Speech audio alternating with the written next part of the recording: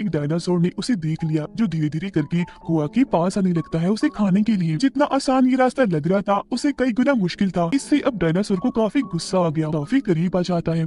Film की शुरुआत background में चल रही एक आवाज को सुनाने से होती है, जो बता रही थी कि हमारी दुनिया बहुत ही बड़ी और कभी ना खत्म होने वाली है, और बिल्कुल हमारी जमीन जैसा ही एक प्लेनेट यानी सैयारा है, सोलारिस, जहाँ पर इंसानों जैसी ही जिंदगी थी। उनकी वो बहुत अच्छी दुनिया थी, वो लोग बड़े आराम से रह रहे थे। अब हालांकि ये वक्त आज का नहीं बल्कि 65 मिलियन साल पहले का वक्त था, लेकिन फिर भी सोलारिस के लोग इतने ज्यादा एडवांस थे कि वो किसी भी दूसरी प्लेनेट पर आसानी से जा सकती थी, कहीं पर भी सफर कर सकती थी। हम देखते हैं इस कहानी के मेन कैरेक्टर माइल्स को, जो अपनी वाइफ और बेटी के साथ सोलारिस में रहता था और इस वक्त एक समुद्र किनारे आए हुए थे। उसकी बेटी को एक जानलेवा बीमारी थी, जिसका इलाज इतना महंगा था कि माइल्स के पास उतने पैसे नहीं थे, तो इसीलिए उसने एक स्पेस मिशन पर जाने का फैसला किया। मतलब वो खुद भी क्योंकि पायलट है, तो साइंटिस्ट की एक टीम को इस जगह से किसी और प्लेनेट पर ले जाने वाला था, और उसके इस मिशन में तकरीबन 2 साल लग जाने थे। और मिशन के जितने पैसे उसे मिलेंगे, उनसे वो अपनी बेटी का इलाज करवाएगा। अपनी बेटी के लिए ऐसा करना ही था उसे, और कोई रास्ता नहीं था। जाने से पहले माइल्स की बेटी उसे कहती है कि डैड, मैं आपका इंतजार करूंगी, मुझे पता है कि आप सही सलामत वापस जरूर लौटेंगे। और इसी के साथ माइल्स अपने मिशन पर निकल जाता है। हमें सीधा 2 साल के बाद का वक्त दिखाया जाता है, जब हम आसमान में माइल्स के स्पेसशिप को उड़ता हुआ देखते हैं। मतलब वो अपनी मंजिल के काफी करीब था, आगे बढ़ ही रही थी कि तभी बहुत सारे चट्टानों के टुकड़े एकदम से इनकी स्पेसशिप से आकर टकरा जाते हैं। ये हादसा इतना खतरनाक बन जाता है कि पूरा स्पेसशिप जोर से हिलने लगता है। इस हलचल में माइल्स की भी आंख खुल गई, वो खुद ही आकर अब स्पेसशिप को चलाने लगता है, क्योंकि इस वक्त बाकी के सभी लोग गहरी नींद में थे, चेम्बर्स में सो रही थी, और ये स्पेसशिप ऑटो पे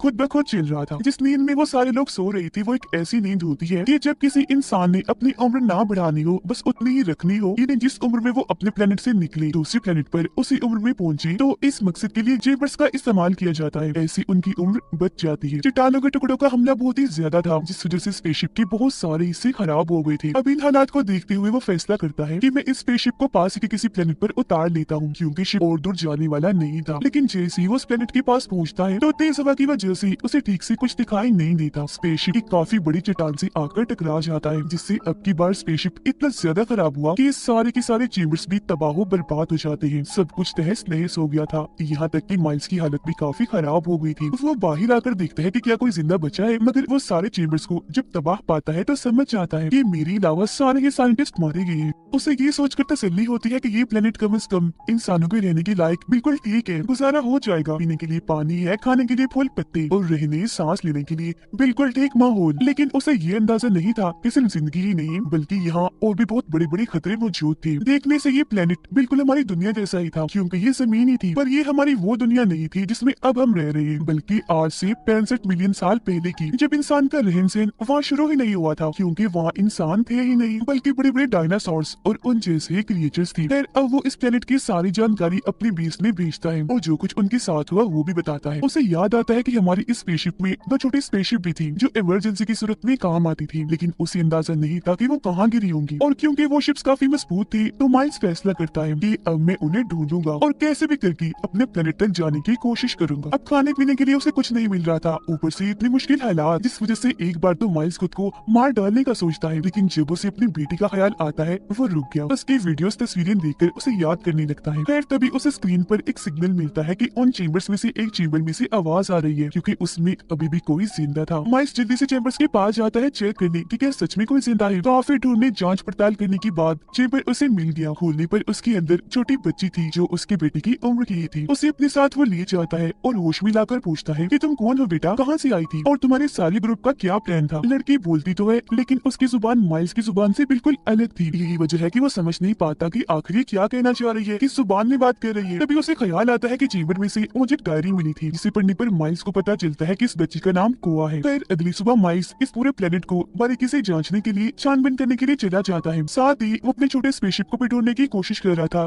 यहाँ पर बहुत सारे वोल्केनो ज्वालामुखी भी थे, जिनमें से एक फट जाता है, और काफी बड़े डायनासोर का स्केलेटन कंकाल भी वहाँ पर पड़ा हुआ था।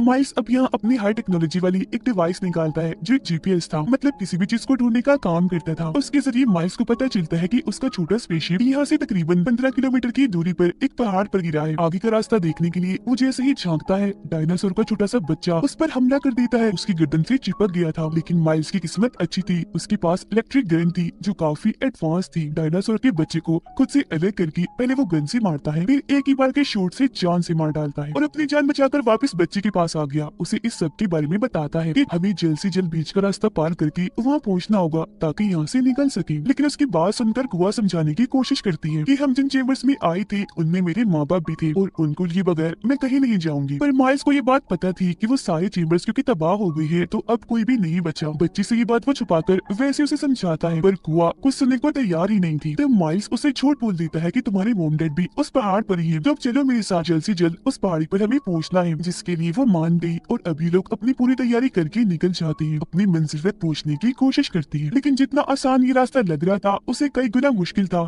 खतरों से घिरा हुआ, क्योंकि इस वक्त में ना सिर्फ चलने वाली बल्कि उड़ने वाली डायनासोर्स और ना जाने कितने किस्म की ऐसी क्रिएचर्स थी जो किसी भी टाइम इन पर हवाई हमला कर सकती थी। अब ये दोनों छुपते छुपाते एक काफी बड़े मैदान से आगे बढ़ के जंगल में आ जाते हैं। यहाँ पर भी बहुत सारे डायनासोर्स और क्रिएचर्स थे जो आकर इन्हें नुकसान पहुंचाने की कोशिश कर रही थी, पर माइल्स अपनी इलेक्ट्रिक गन से उन्हें मार मार कर अपना और कुआ का बचाव करता जा रहा था। इन्हें एक झरना मिलता है जहाँ से पानी पीकर मुंह धोकर थोड़ा सुकून करते हैं। माइल्स फिर एक पेड़ की टहनी पर बैठ जाता है और अपने जीपीएस की मदद से पता लगवाने की कोशिश कर रहा था कि अब उनका स्पेसशिप कितनी दूरी के फासले पर है। लेकिन तभी अचानक टहनी टूट जाती है। माइल्स काफी जोर से जमीन पर आकर गिरता है, जिससे उसका उल्टा बाजू काफी जख्मी हो गया था। उसे बहुत तकलीफ हो रही थी। टहनी के टूटने की आवाज सुनकर 2-3 बड़े बड़े डायनासोर्स इस तरफ आने लगते हैं माइल्स पर हमला करने के लिए। पर इस वक्त खुशकिस्मती से उसके पास कुछ बॉम्ब्स थे जिन्हें उन डायनासोर्स पर फोड़ फोड़ कर माइल्स उन्हें मार रहा था और ऐसे अपना बचाव कर रहा था। जबकि इस बीच को अपनी जान बचाने के लिए वहाँ से थोड़ा दूर भागकर एक जगह पर आकर छुप जाती है, मगर बहुत जल्द उसे एहसास हो जाता है कि मैं तो गलत जगह पर आ गई, क्योंकि ये जगह उड़ने वाले सभी क्रिएचर्स का ठिकाना था। वो यहाँ आकर बैठते थे, तो अब उनसे बचने के लिए चुपके से वो टूटे हुए पेड़ के ऊपर जाकर अपनी जान बचाने की कोशिश करती है, पर गलती से उसे भी एक आवाज पैदा हो गई। उड़ने वाली एक डायनासोर ने उसे देख लिया जो धीरे धीरे करके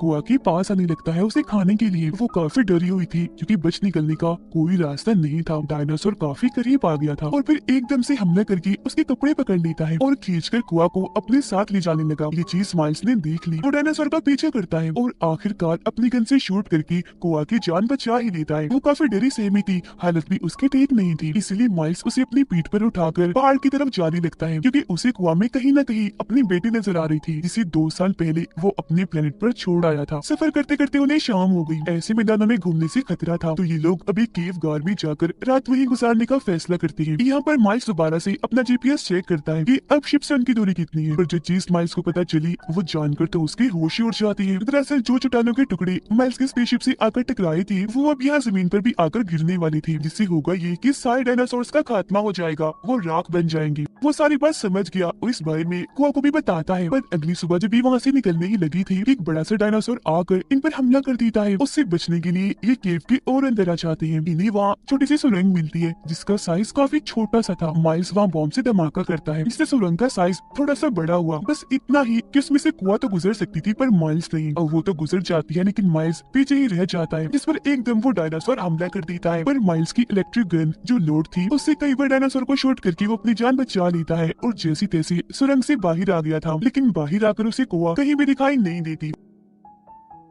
वो आसमान की तरफ से बहुत सारे चट्टानों के टुकड़े जमीन की तरफ आता हुआ देखता है, जिसका मतलब था कि जल्द से जल्द उन्हें इस प्लेनेट को खाली करके यहाँ से निकलना है, वरना ये मारे जाएंगे। और अब वो तेजी से उस जगह के लिए भागने लगता है जहाँ पर छोटा स्पेसशिप था, लेकिन इसी बीच वो गलती से एक काफी बड़े खतरनाक दलदल में गिर जाता है। बाहर निकलने की वो बहुत कोशिश करता है पर दलदल उसे निकलता ही जा रहा था, यहाँ तक कि वो कुआ को भी आवाज लगाता है, पर बचने की अब कोई उम्मीद उसे दिखाई नहीं दे रही थी। काफी अंदर धंस गया था वो पूरा ही डूब जाता कि उससे पहले ही कुआ वहाँ आ जाती है उसकी मदद करने के लिए। वो पेड़ की एक लंबी सी टहनी माइल्स के पास फेंकती है, जिसको पकड़कर जैसी तैसी वो बाहर आ ही जाता है। बाहर आते ही वो कुआ को अपने गले से लगा लेता है जैसे वो उसकी बेटी ही हो, क्योंकि दोबारा जिंदगी पाकर वो बहुत खुश था। फिर उसे बताता है कि अब ये प्लेनेट बहुत जल्द खत्म होने वाला है, हमें निकलना होगा। ये पूरा दिन पूरी शाम सफर करती है और आखिरकार रात होने से पहले वो स्पेसशिप तक पहुंच जाती है। खुशकिस्मती ये थी कि इस वाले स्पेसशिप को जरा सा भी कुछ नहीं हुआ था, बिल्कुल ठीक था, ये लोग निकल सकती थी। तो वक्त को बर्बाद ना करते हुए माइल्स जैसे स्पेसशिप स्टार्ट करता है तो कुआ बाहर आ जाती है और अपने माँ बाप को ढूंढने लगी, क्योंकि माइल्स ने उसे कहा था कि तुम्हारी मॉम डैड पहाड़ की चोटी पर ही मिलेंगी। पर बहुत जल्द उसे भी समझ लग गई थी कि माइल्स ने मेरे साथ झूठ बोला, क्योंकि स्पेसशिप के हादसे में सारे चेम्बर्स तबाह हो गई थी, जिनमें कुआ के मॉम डैड भी मारे गए। माइल्स बच्चे को शांत करने की कोशिश करता है, पर वो तो काफी गुस्सा और नाराज हो रही थी। तो माइल्स उससे माफी मांगता है और सच बता ही देता है कि मैंने ये सब तुम्हारी और अपनी जान बचाने के लिए किया, और अब जल्दी करो, निकलते हैं यहाँ से, वरना हम भी चट्टानों के नीचे दबने से मारे जाएंगे। कुआ रो रही थी। अब उसका भरोसा जीतने के लिए माइल्स उसे अपनी बेटी की तस्वीर दिखाता है और बताता है कि 2 साल पहले मैं इस स्पेस मिशन पर इसीलिए निकला ताकि कमाए गए पैसों से अपनी बेटी का इलाज करवा सकूं। उसे जानलेवा बीमारी है और अब अगर मैं टाइम पर ना पहुंच सका तो वो बच नहीं पाएगी। कुआ को प्यार इसलिए दे रहा था क्योंकि उसे उसमें अपनी बेटी ही दिख रही थी, तो वो कैसे भी करके उसकी जान बचाना चाहता था। यहाँ से निकाल कर कुआ उसकी बातें सुनकर जज्बाती हो जाती है और गले से लगकर रोने लग जाती है, और अभी दोनों जल्दी से जाकर स्पेसशिप में बैठ जाती है। लेकिन इससे पहले वो यहाँ से निकलते चट्टानों के टुकड़ों का हमला हो गया, पर ये हमला ही काफी नहीं था, क्योंकि 2 और बड़े बड़े डायनासोर्स ने इन्हें देख लिया था, जो भी आकर इनके स्पेसशिप पर हमला करके रोकने की कोशिश करते हैं। अब माइल्स जानता था कि अगर हम यही रुके रहे तो ये डायनासोर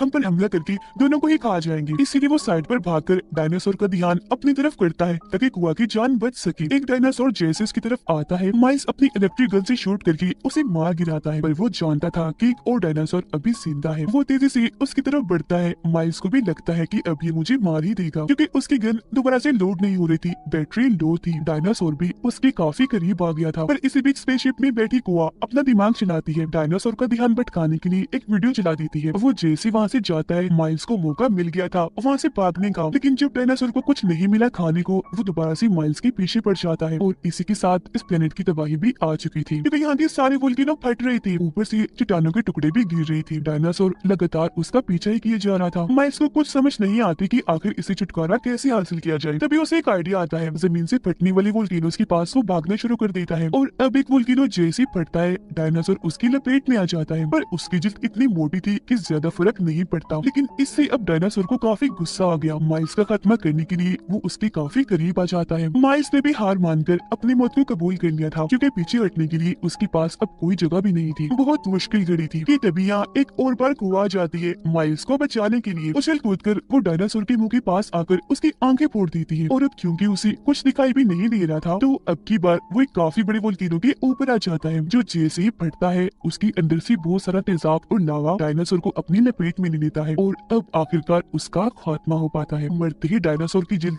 तेजाब की वजह से पिघलने लगती है। इनकी जान बच गई थी, तो ये जल्दी से स्पेसशिप में जाकर बैठ जाती है। माइल्स अपने प्लेनेट की लोकेशन डालकर जल्द से जल्द यहाँ से निकलने की कोशिश करता है। इस बीच बहुत सारे चट्टान के टुकड़े इनके स्पेसशिप से आकर टकराते भी हैं, पर आखिरकार सही सलामत वो यहाँ से बच ही निकली थी। नई जिंदगी पाकर उन्हें यकीन नहीं आ रहा था। बहुत खुश थे वो लोग। उनकी खुशी के साथ ही फिल्म की यहीं पर हैप्पी एंडिंग हो जाती है।